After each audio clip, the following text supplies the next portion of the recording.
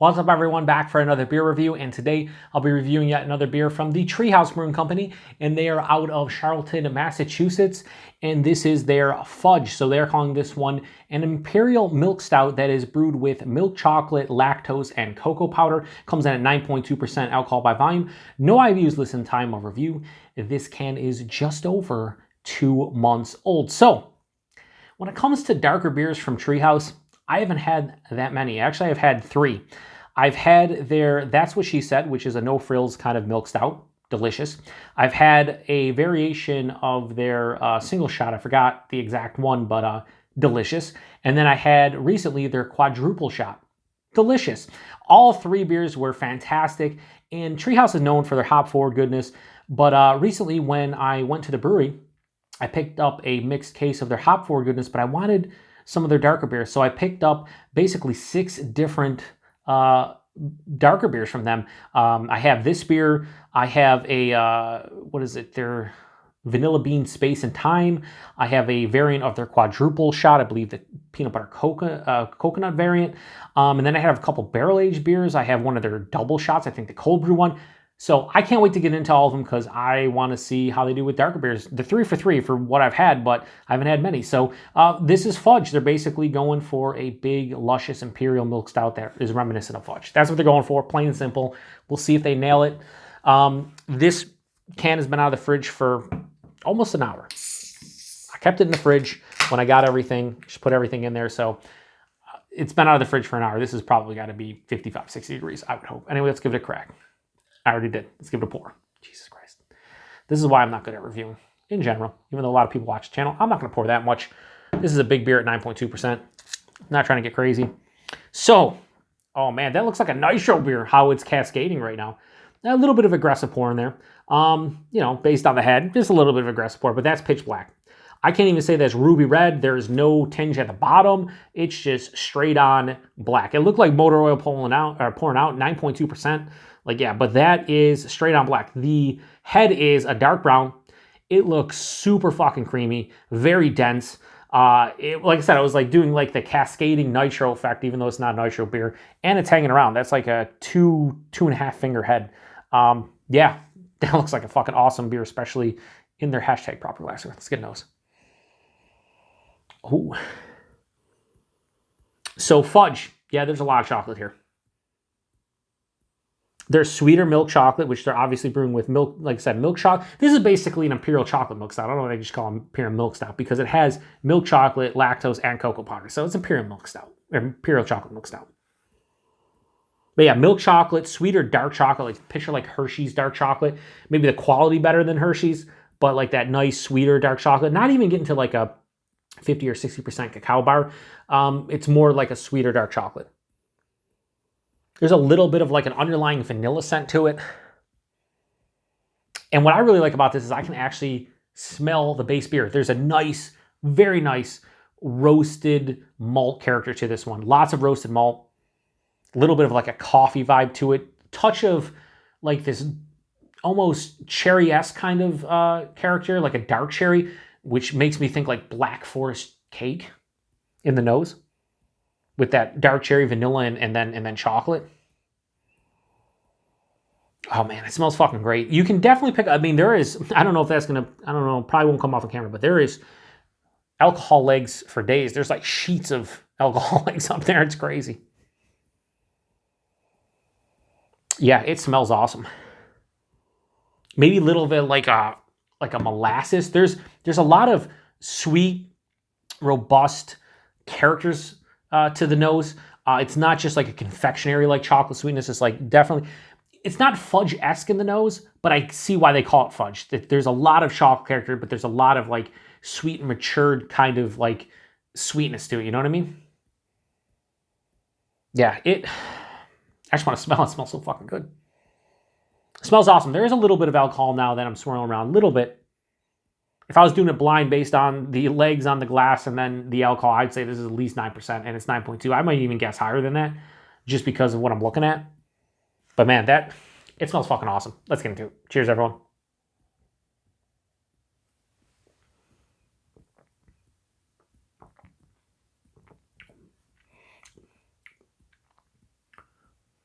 That's fucking really good. Wow.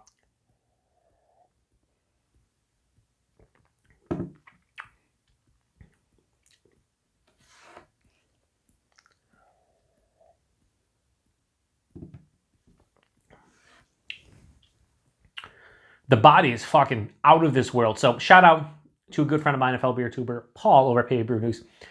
Everything's thin for him. He'd probably say this is thin just because that's his shtick, so to speak. But Paul, if I have the chance to grab this one again for you, I don't think for a 9.2% Imperial Milk Stout, there's no way you'd call this thin. This is like lower side of full to straight on full body. Like it's not syrupy and like chewy, but man, is there a viscosity there that lets you know, man, this is an Imperial Stout of some sort. The mouthfeel on it, it's very akin to their hop forward beers where it's soft, it's smooth, it's really creamy.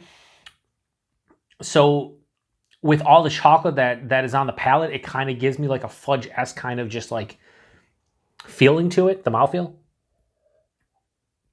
Taste right at the forefront. Chocolate, chocolate, chocolate, chocolate, all the chocolate. There's so much chocolate in here. There is sweet milk chocolate. There's sweet dark chocolate. There's a little bit of like a bittering chocolate. There is a fudge aspect to this beer. Really fudgy. Almost brownie batter-esque, which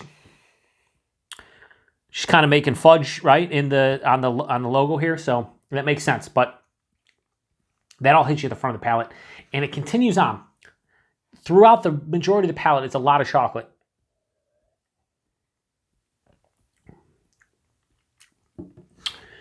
Underneath it, though, is a really nice roasted malt character. Almost slight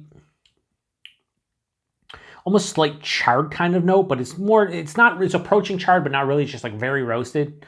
That is like just an underlying omnipresent kind of malt character.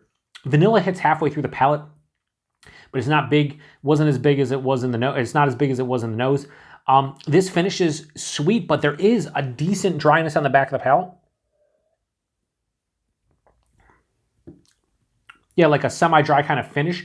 Not a lot of bitterness to speak of. There might be like a bittering, like cocoa, like baker's kind of chocolate aspect on the back of the palate. But here's the thing. This is not cloying. Not in the least. This is not like a big fucking super crazy pastry stout that you start drinking a 16-ounce can and about 2-3 ounces through it. You're like, I'm probably not going to finish that because it's just too sickly sweet. This is not anything in the realm of something like that. This is, like I said earlier, it has like a matured kind of sweetness to it. It's not confectionary whatsoever. It's just, it's decadent is what this is. It's rich, but not too much, right?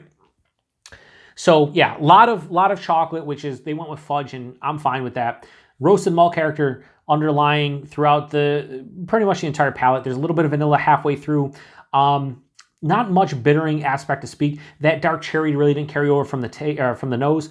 Not much more. This doesn't have a lot of complexity to it. This is chocolate through and through, which is why they named it fudge, and they're brewing it with milk chocolate, cocoa powder, and lactose, right?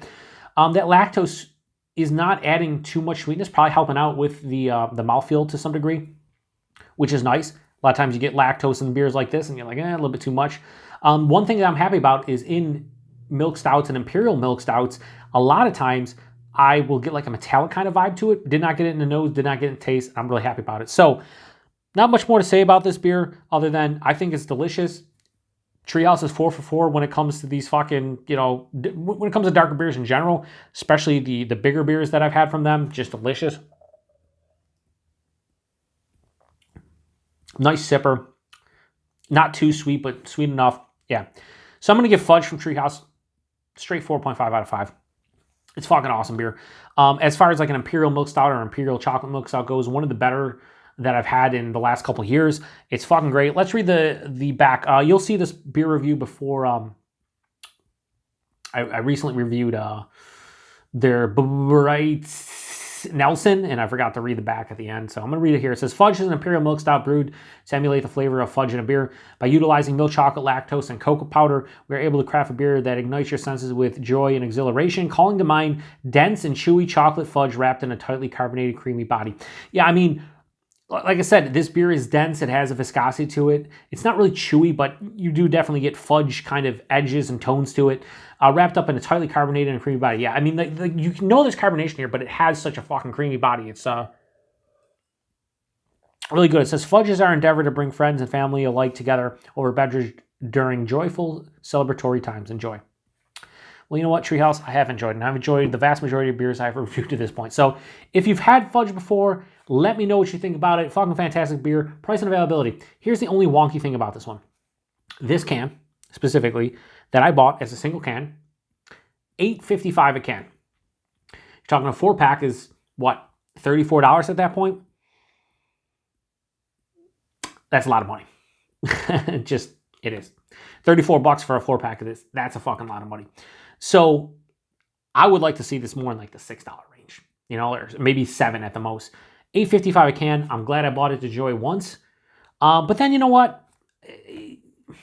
It's weird. Price points nowadays are so fucking weird because I used to say, and I still to this point, but you don't see them too much, like bombers, 22-ounce bombers used to be like the worst value in beer. Like somebody put it their, 6% IPA in a 22-ounce bomber and charge $8-9 for it, and people would be like, "Oh, that's a great deal." And it's like, it's not.